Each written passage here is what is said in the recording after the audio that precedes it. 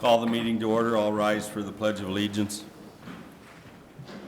I pledge allegiance to the flag of the United States of America and to the republic for which it stands, one nation, under God, indivisible, with liberty and justice for all. Roll call. All members are present. Approval of the agenda. We have one addition under action item 7L, authorizing sale of excess equipment. Is there any other changes, Council? Do I have a motion to approve the agenda with that change? Motion to approve. Motion by Heidi, Second. second by Dave. Call the question. All those in favor signify by saying aye. Aye. Opposed? Motion carries 5 in favor, none against. Approval of the minutes of the October 2nd, 2019 regular meeting. All received them in your packet. Any changes, corrections? There was a couple typos on page 5, but I've already talked to Nikki about those changes, so is there anything else? Okay, do I have a motion to approve the minutes of the October 2nd regular meeting? Motion to approve. Motion by Diane, I'll second. second by Joe. Call the question. All those in favor signify by saying aye. Aye. Opposed? Abstentions? Aye. Motion carries 4 in favor, 1 abstention. Public open forum. Is there anyone here that wants to speak to the council? Is there anyone here that would like to speak to the council? Call a third time. Is there anyone here that would like to speak to the council? Our public open forum is now closed. We have a public hearing tonight. I will recess our regular council meeting and now enter into our public hearing. We have a public hearing before us this evening regarding the assessment for unpaid city and utility charges. It is our intention that everyone has the opportunity to be heard. If you wish to speak, please sign in on the sign-up sheet at the back of the room. The procedure is as follows: presentation by staff, followed by questions of staff. Then we will have public input. Raise your hand. When recognized by the mayor, approach the podium and state your name and address for the record. State your comments and position. No one will be allowed to speak a second time until everyone has had a chance to be heard. Then we will hear questions for clarification, public in favor of the proposal, and public against the proposal. After everyone who wishes to speak has had the opportunity to be heard, the hearing will be closed. After closure of the public hearing, the council will deliberate and take action as appropriate. Members of the audience do not participate in the council's discussion unless a majority of the council concedes to hear additional information or questions. The hearing is now in session. So, as you said, this is a public hearing for unpaid utility and service fees. At the September 4th council meeting, the council called for the public hearing to be held tonight to consider assessing unpaid utility and service call receivables to taxes. The unpaid amounts will then be collected with property taxes in 2020. Notices were sent to all affected property owners along with legal advertisement in the Sauk Herald as required by law. I have included for you a copy of the affected properties. And you will see that almost all of the properties, in fact, I believe all of them, are lot maintenance, which would either be, the majority of them are snow removal for the sidewalks. As you know, we had a lot of snow last year, and so we had quite a few snow removal bills, and then there are some lawn mowing bills from the summer as well. In addition to each of them has been included a $100 administrative fee. Every year, I bring it to your attention whether you wish to waive that $100 if they pay it prior to us certifying it to the county. And so that's something that we send in on the 15th of November. I have had a couple of people, once they got their notice, they did come in and pay. 2 of these on here called and asked questions about what it was for, and I have since mailed them a picture of their sidewalk in an unshoveled condition, so hopefully they'll come in and pay as well. But we have a total assessed of $1,911.08, and just over half of that is actually the admin fee when you put $100 per unit. So when it comes time for the action, we'll be making a decision on whether you want to waive that $100 fee if they pay it by time of the certification date. Questions of staff? It's usually what we do once a year. We always have a few. If no questions, then we'll open it up to the public. Is there anyone here that would like to speak, get clarification, speak in favor or against the proposal? Is there anyone here that needs clarification or wants to speak in favor or against the proposal? Call a third time. Is there anyone here that needs clarification or wants to speak in favor or against the proposal? Hearing or seeing no one. Our council have any last minute? No. Okay. Our public hearing is now closed. We'll now reconvene the regular council meeting. Reports and presentations. Police Department.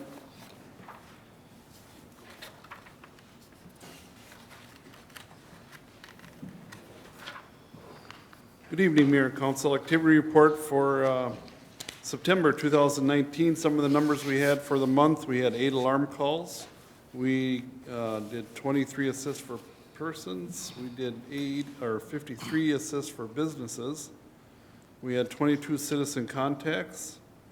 We gave out 10 citations for driving after cancellation and revocation. We had 5 citations given out for drug paraphernalia in small amount. We had 19 medical calls. Our officers found 8 open doors and windows at businesses. We had 9 vehicle accidents.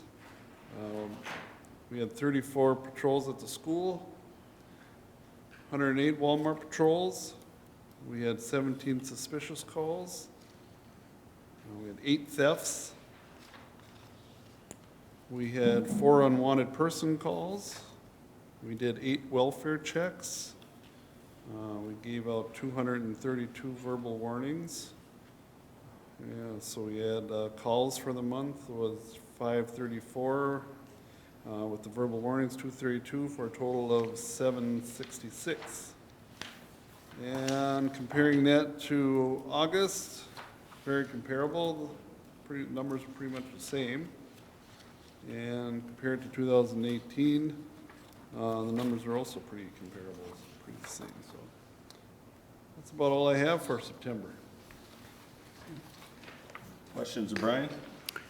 Brian, I notice you've got at least 10 people here driving after their license has been canceled, revoked, or suspended, and another 5 with no license at all. That's a lot of people out there. Yeah, that's pretty typical for them. Thank you. Too. Good Yeah. job. Thank Yeah. you. Any other questions? Thank you, Brian. Yeah, thank you. Public Works Department, Ben? Good evening, Mayor and Council.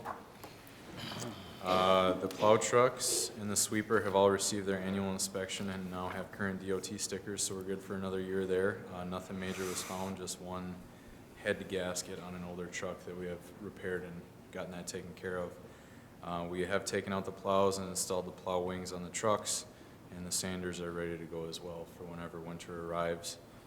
Street sweeper is cleaning up leaves and debris from the roadways in town. We had some hydraulic issues with the machine in September, but we replaced valves and solenoids that were causing the issues, and since then, everything's been working smoothly on that. We did take in a partial delivery of the new LED streetlight bulbs that we discussed this summer. They've been received, and the PUC is installing them as they're able to with their schedule, and as they use those up, we'll get another shipment in to keep working on updating those. The new loader arrived last week. We did training on that, so everyone is up to speed on how that works. And we're getting everything hooked up for the snow blower controls on that machine.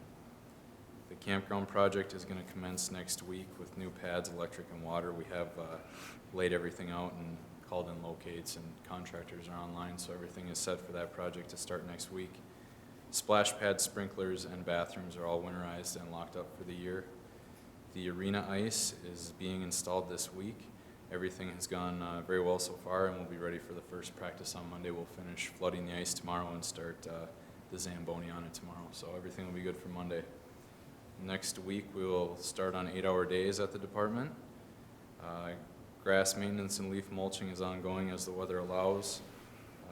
Yesterday, there was some roof repairs that were done to the fire hall to alleviate some water leaks that were happening there, so hopefully that takes care of those issues. The library had some minor maintenance items that were completed in the last week. Sidewalk inspections update. There's a few pieces in town that are in need of repair yet that we sent out notices to this summer.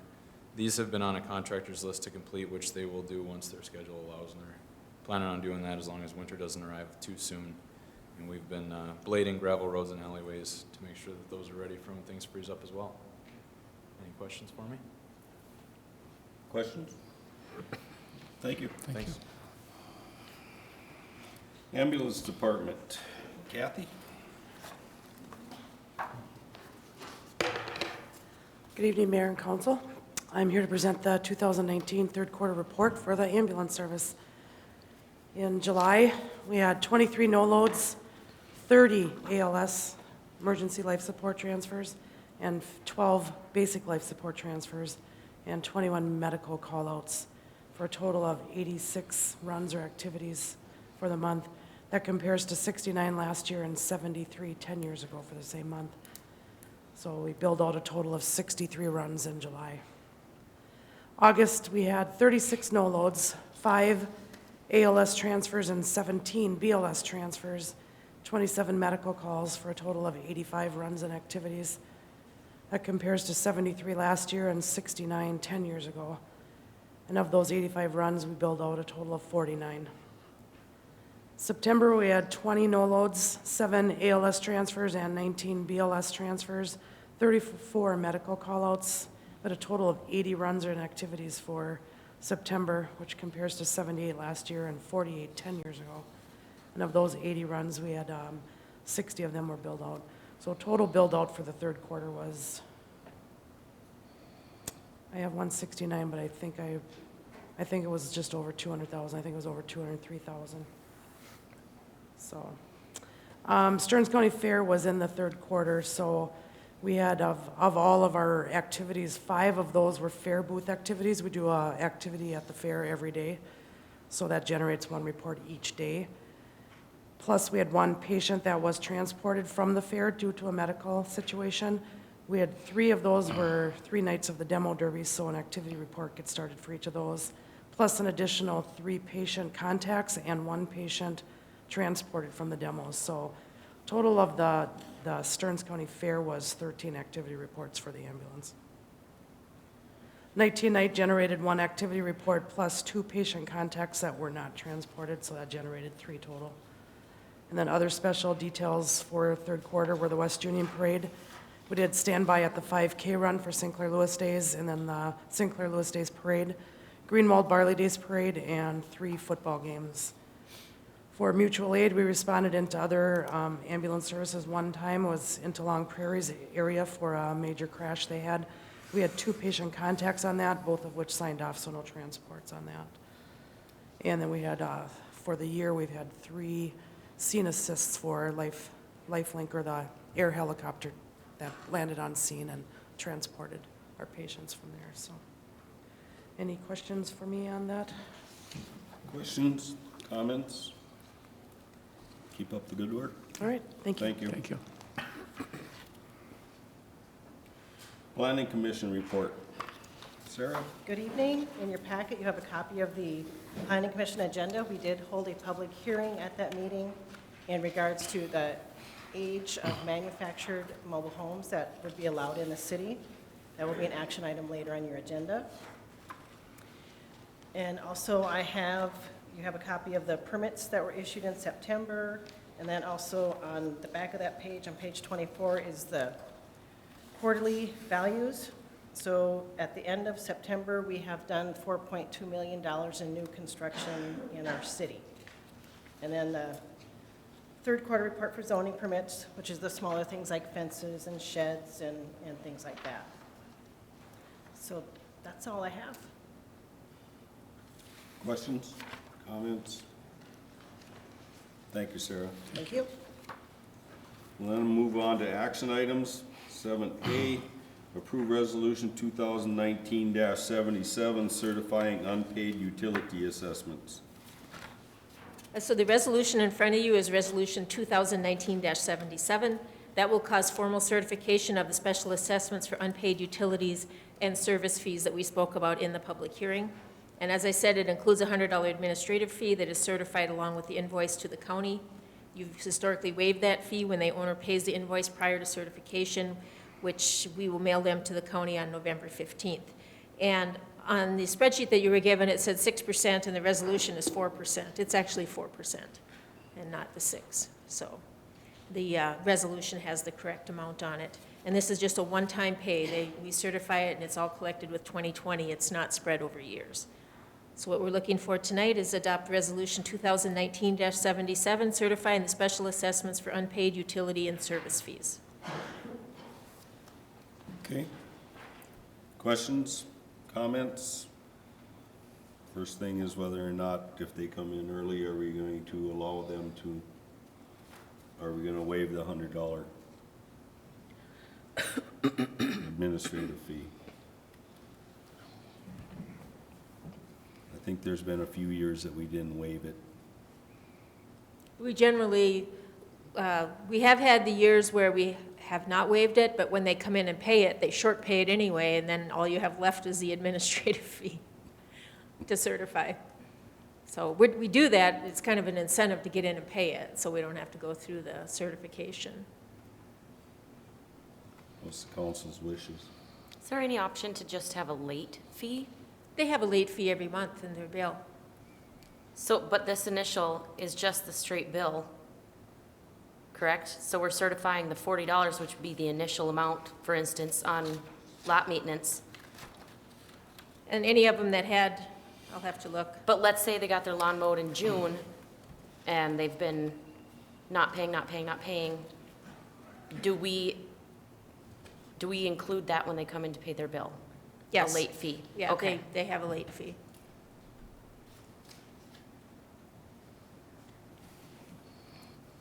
The one thing is I don't know if there's any repeat in here, but, you know, we've had repeat offenders before that they let us do it, and then they just wait until the end of the year, and then they run in and they pay the bill and get their $100 waived, and in my opinion, we aren't going to waive it, that if they only pay the bill, we still certify the $100 administrative fee. I agree. I guess Yeah. we've had You that know. discussion before. No, but you're saying there's a late fee? Because the numbers we're looking at, you know, $40 is an awful round number for 8 months of late fees. And those possibly could be the later summer for the mowing ones too. I don't have the individual bills in front of me. Some of them that are odd numbers are the late fee, when the late fee calculates, like 6608. You know, that's not a common flat fee. Any other discussion? Wishes? I'll make a motion that we go ahead and do it and not waive that late fee, Okay, The administrative fee? or the administrative fee, I'm sorry, that's what I meant. okay. Yes. We have a motion to approve resolution 2019-77 certifying the special assessments for unpaid utility and service fees without waiving the $100. That is correct, Administrative. yes. Okay. Okay, Second? we have a motion by Diane, second by Dave. One question is, if they come in and they owe $40-some and they only pay that, do we pass that $100 administrative fee on for certification? I think we I should. I think would that say would we're be- not waiving it, we pass it Yeah. on. Yeah. Okay, so, just so staff understands, Okay. Right. you know, when they Right. come in, that's how that works. Okay? Any other questions or comments? Call the question, all those in favor signify by saying aye. Aye. Opposed? Motion carries 5 in favor, none against. 7B, approve resolution 2019-78 certifying assessment for golf course ponds. This is the one assessment that's left for the North End project that we didn't do last year because the ponds were under construction yet. We had an easement agreement between the city and Center Graphics for the use of the golf course on North Main for the discharge of stormwater. It included a provision for the owner to construct the ponds for that purpose, but also a provision that the owner could consent to the city causing the ponds to be constructed, with the net cost of the pond to be certified as a special assessment. So that was kind of his choice. And when it came time to get the estimates, we were able to obtain a better bid, so the city caused it to be done, and now this is his bill. And so I have talked to him about that, and it's his intent to come and pay this to the city prior to the certification, but in order to keep the certification process going, we have to actually have a formal action to put it against the property. So the net cost of the pond construction is $31,476.90, and it's either to be paid by November 15th or it goes on taxes at the same rate of 4.5% as the North Area project was. So this is Resolution 2019-78, certifying the special assessment for the golf course pond construction. Questions, comments? Do I have a motion to approve Resolution 2019-78? Motion to approve. Motion by Joe, do I have a second? Second. Second by Dave. Any other comments? Call the question, all those in favor signify by saying aye. Aye. Opposed? Motion carries 5 in favor, none against. 7C, approve Resolution 2019-79, certifying assessment. So at the time the city certified the special assessments for Getty Street last year, the city received an appeal which pulled 2 properties off the assessment roll for that assessment that went to the county. Agreement has been reached between the property owner, and we actually did this earlier this year, which would be the Gopher Prairie Hotel, for a final amount to be assessed, and that all documents consenting to the agreement has been executed, which now allows the city to finalize the assessment with Stearns County. The final assessment is $17,304.25. We also included a 2-year deferral in the agreement. The first payment of the assessment will be with property taxes actually payable in 2022. And if the property is sold, the assessment will be triggered to begin payments the following year. So they do have a 2022 or a 2-year delay in the first payment. And so this is Resolution 2019-79, certifying the special assessment for Getty Street. Comments, questions? Do I have a motion to approve Resolution 2019-79? Motion to approve. Motion by Dave, second. I'll second. Second by Heidi. Call the question, all those in favor signify by saying aye. Aye. Opposed? Motion carries 5 in favor, none against. 7D, approve ordinance 791, amending city code, manufactured homes. At the October 8th Planning Commission meeting, the board conducted a public hearing to consider amendment to the city code allowing manufactured homes greater than 10 years old to be brought into the city at one of the 2 manufactured home parks.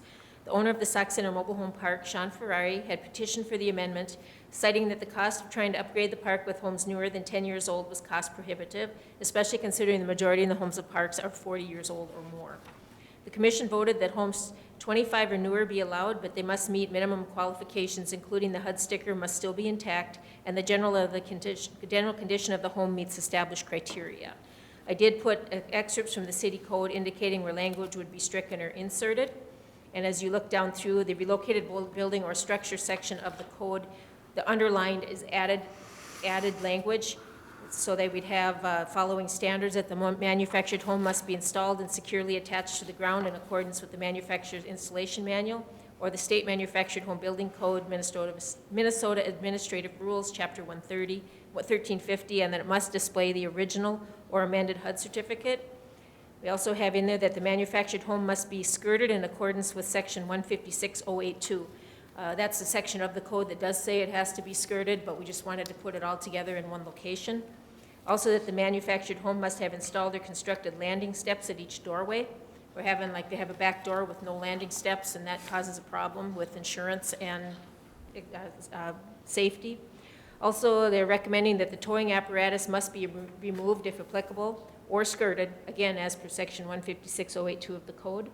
and that the home must meet buildings, the city's building and appearance guidelines that are outlined in 95021 of this code. So 95021 of the city code already has building appearance and guidelines. And then in the moving permit section of the code, we were striking out 10 years and inserting 25. And also that in the permit section, that if a manufactured home, a condition inspection report must accompany the application.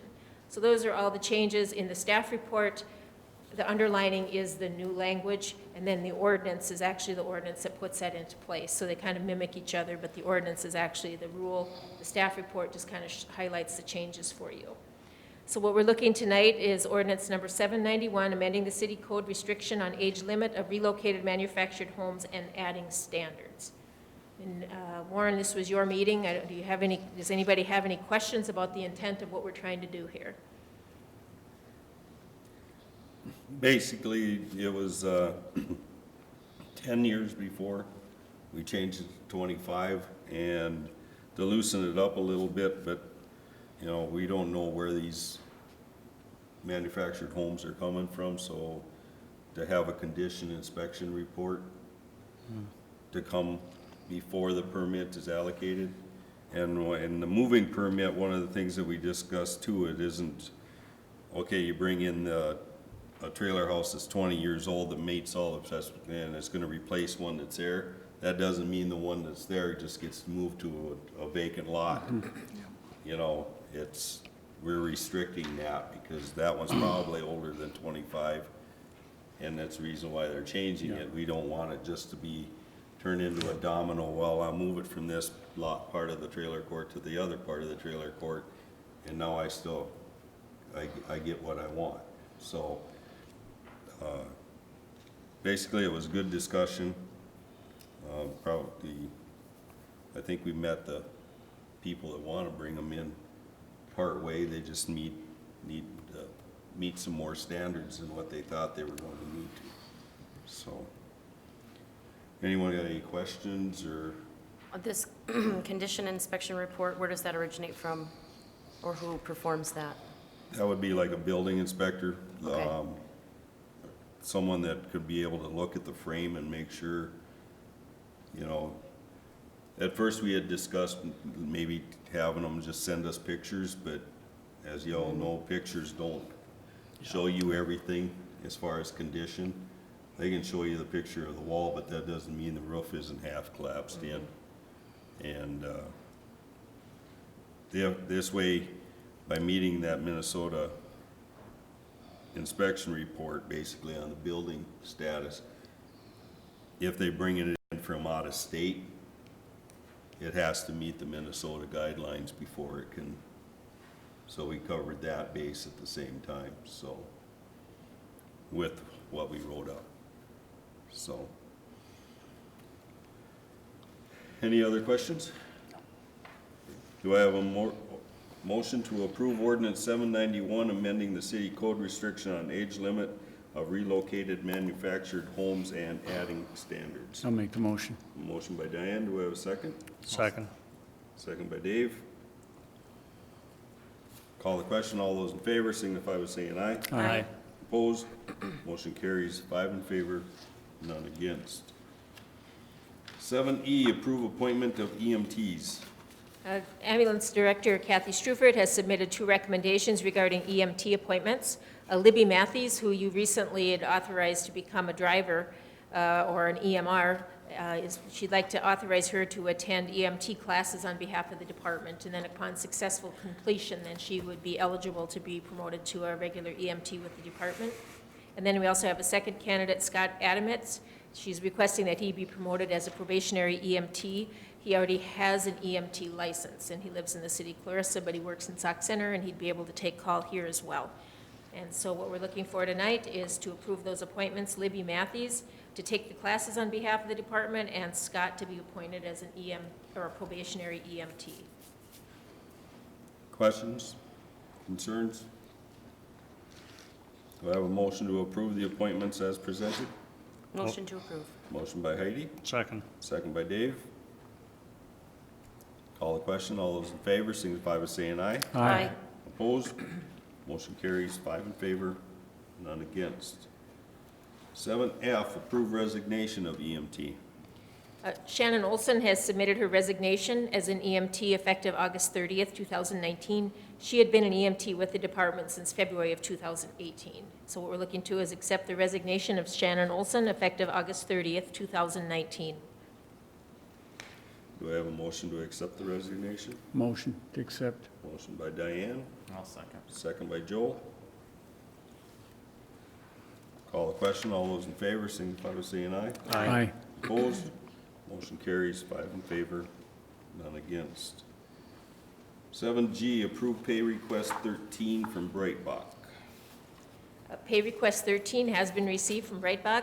This is for the North Project at a total contract amount of $3.213 million. He's completed $2.938 million of the work, so we're almost there. We have some, the second lift to go next year and some touch-up, and that project will be done. The amount of due with this request is $232,095.46.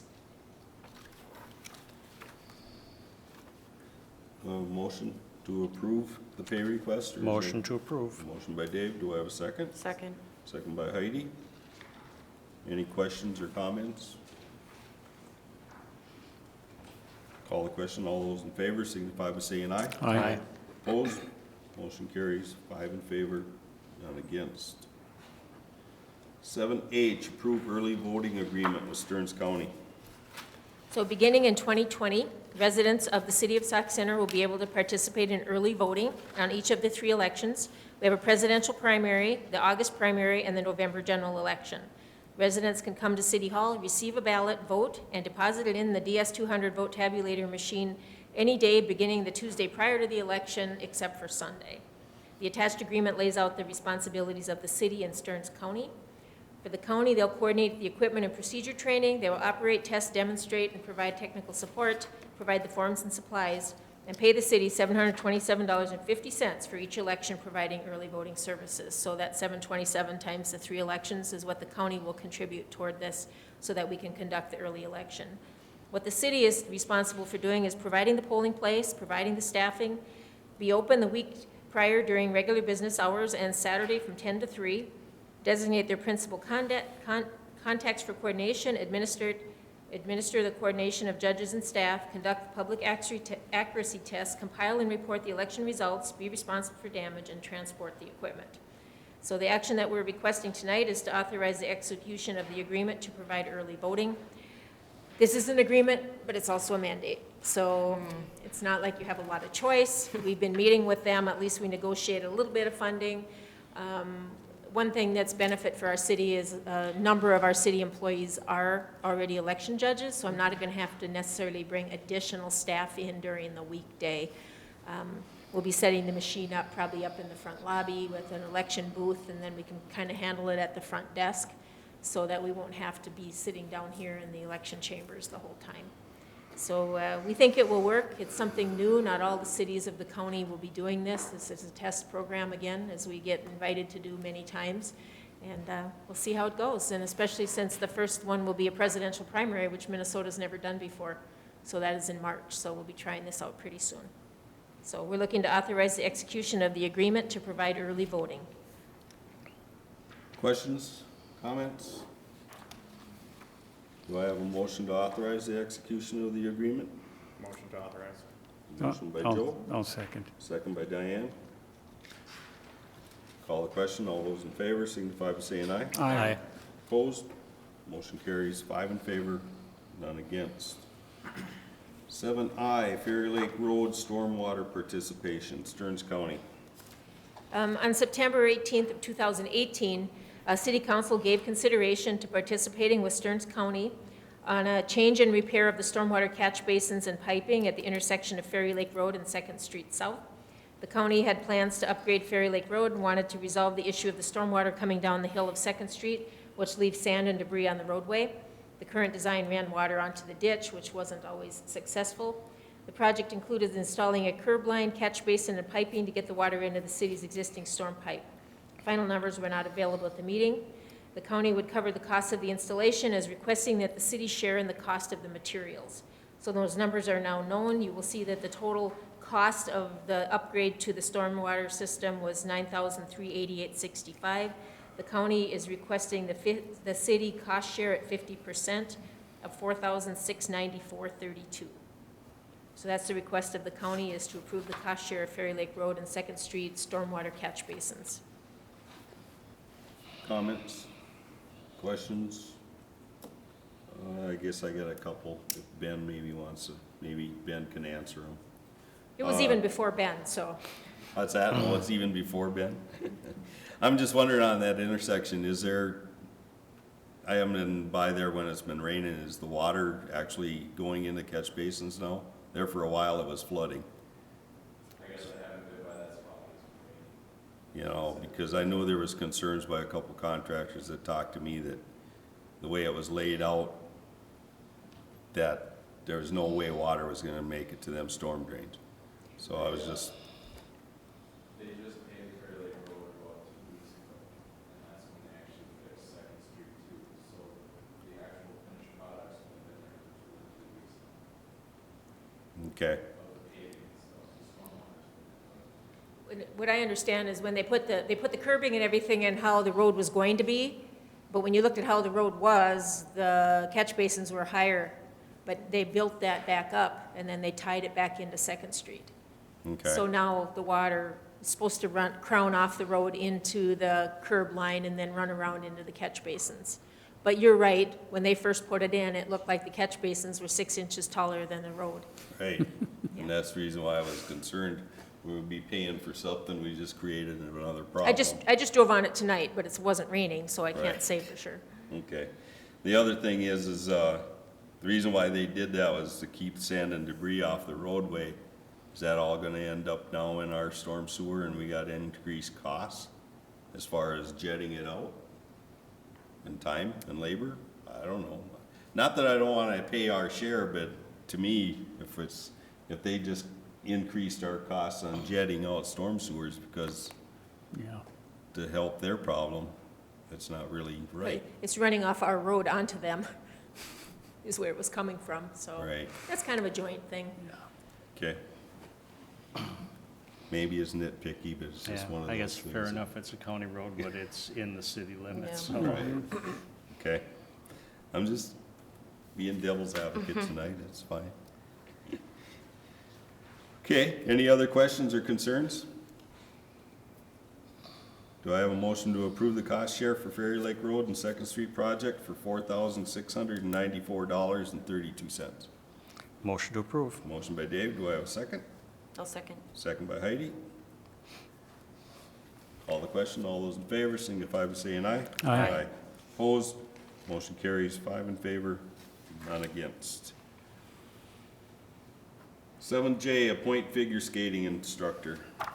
So as you know, the city sponsors a figure skating class at the arena on Saturday mornings. The class requires 1 or 2 instructors, depending upon the number of participants. It is requested the following be appointed for this season again, which is the same as last year: Sarah Linow and Callie Herdering, and it's like 1.5 hours each week. And then they also get mileage when they're the driver. So like if they drive together, only one person gets paid for mileage. So we're looking to approve the appointment of the figure skating instructors for the 2019 and 20 season. Questions, comments? That season's coming up pretty soon, right? Pardon me? That's starting pretty Yeah, quick. next, Yep. not this coming Saturday, but the next one. A week, yeah. Okay, How many participants have we historically had? Pardon me? How many participants have we historically had? We'll go anywhere from 10 to 16. I don't know how many we have signed up this year We have 12 signed up right now, so far. but it always kind of increases the last week before registration. any other questions? Do I have a motion to approve the appointment to the figure skating instructors? Motion to approve. Motion by Diane, do I have a second? I'll second. Second by Heidi. Call the question, all those in favor signify by saying aye. Aye. Opposed? Motion carries 5 in favor, none against. 7K, approve ECPN application and agreement. The city, as the owner of the nursing home, has participated in a federal state program to receive some reimbursement of shortfalls from providing care under the medical assistance program. The city, as the owner, jointly with Centricare as the provider, will execute the application for the program. It changes, the dollar amount changes every year. The year we're in right now, it was like $10,500 a month we could receive back, or CenturyCare could. This next year, it's going to be like $6,900, because it's based on patient days, and then every year the federal government sets a dollar amount per day. So the number is going to go down a little bit, but we still want to apply for it, and so I'm requesting to approve the application for ECPN program for 2020. Questions, concerns? Do I have a motion to approve the application for the ECPN program for 2020? Motion to approve. I'll second. Motion by Dave, second by Joe. Call the question. All those in favor signify by saying aye. Aye.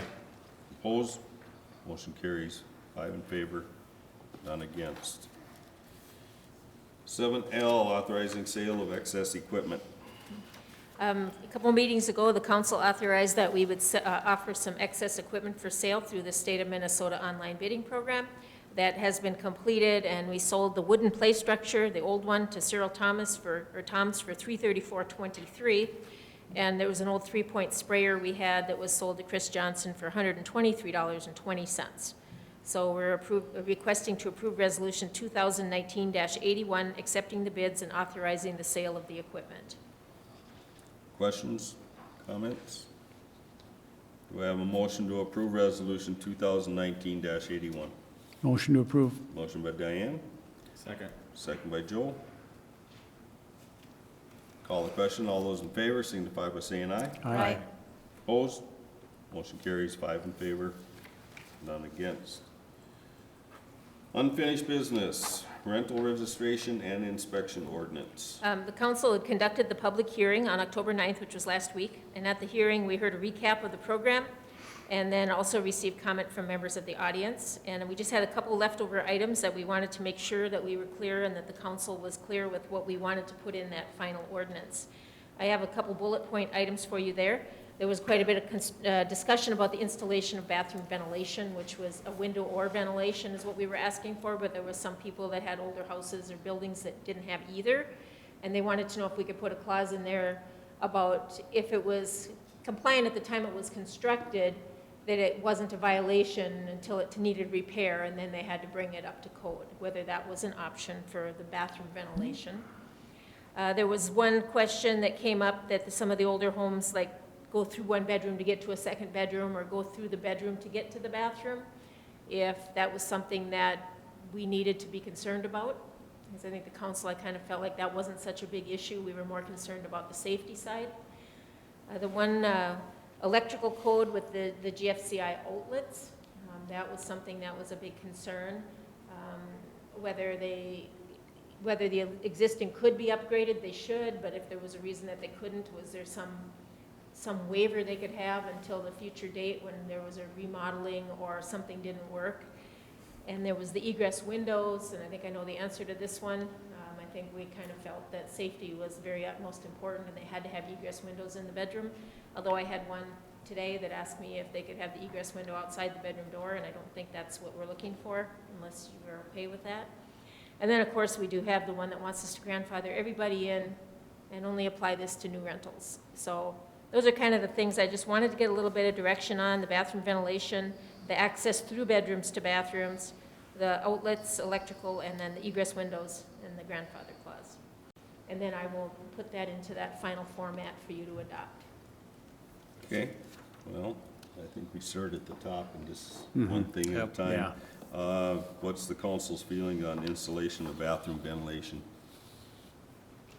I think I'm willing to let that go. I suspect that renters must have protection for mold issues already under the rental rights, and that ultimately is what bathroom ventilation is about.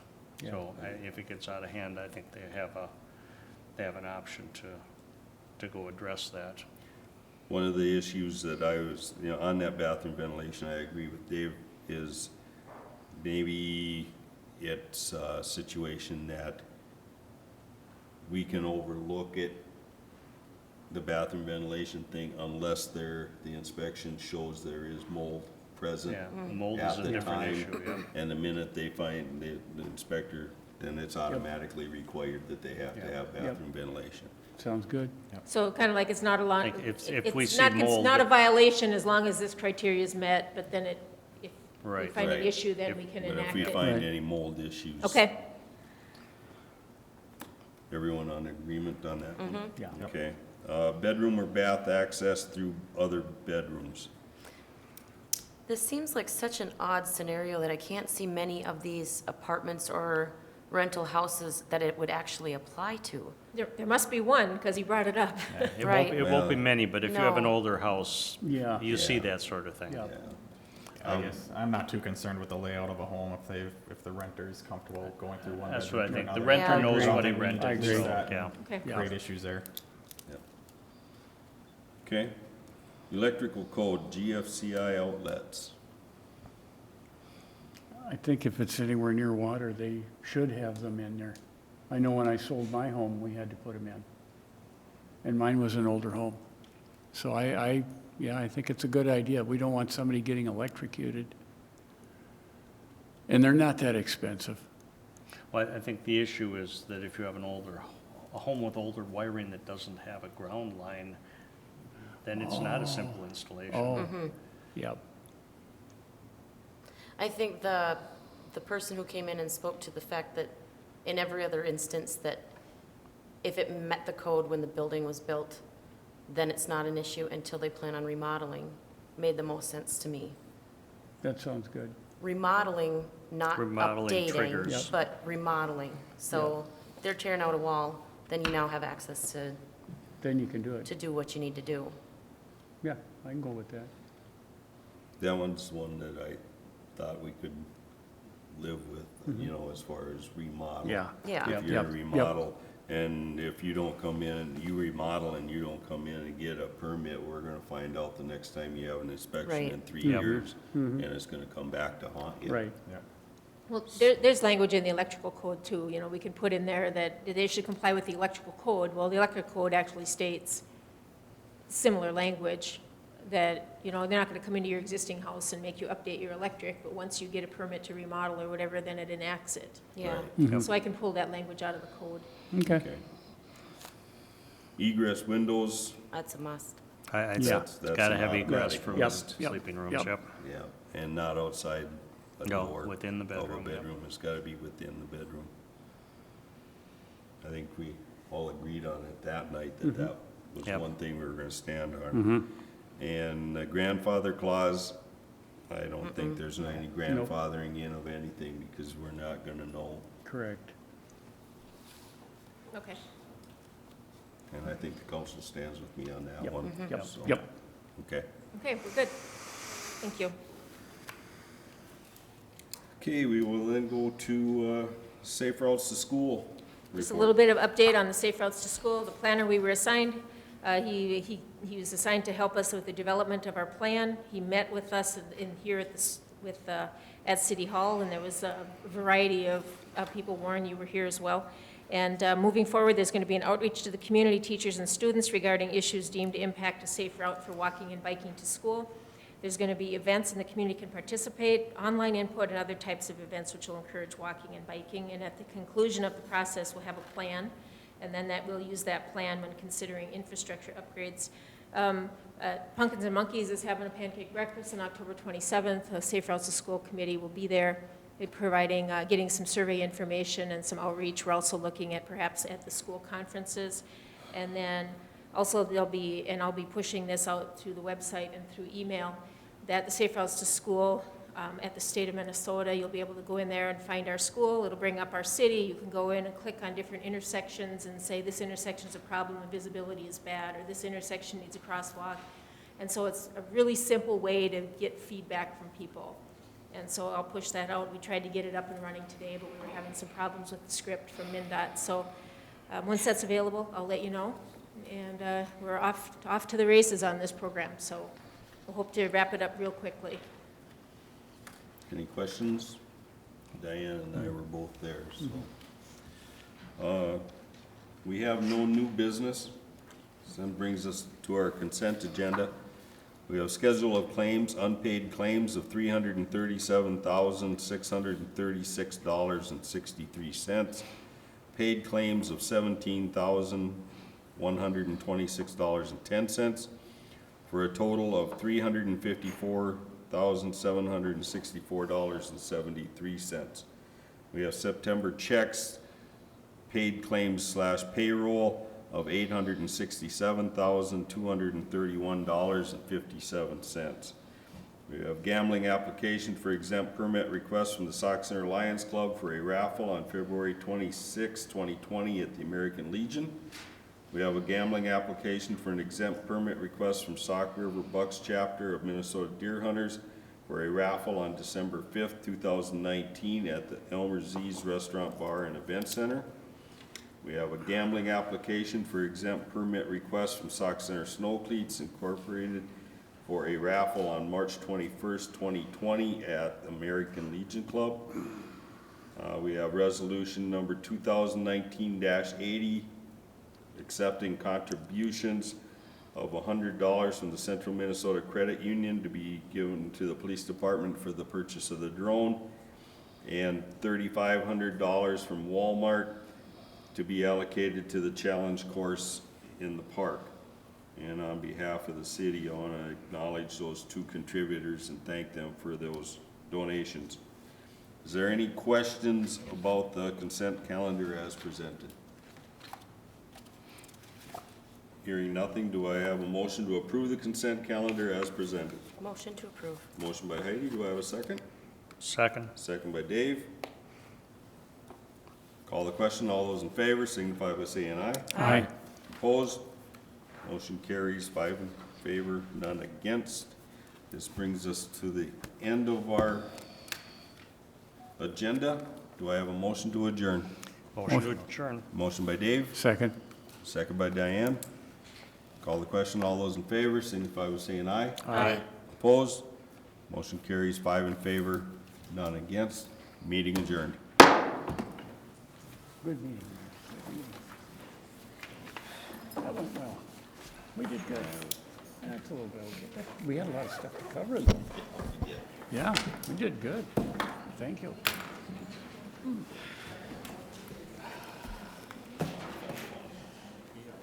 Did you get your raffle tickets yet? Yes. And my tickets to the gala. Oh, you're coming? Yeah. Oh, good. Brenda and I are coming, and then from there, we're going to the Halloween party. Are you? There should be plenty of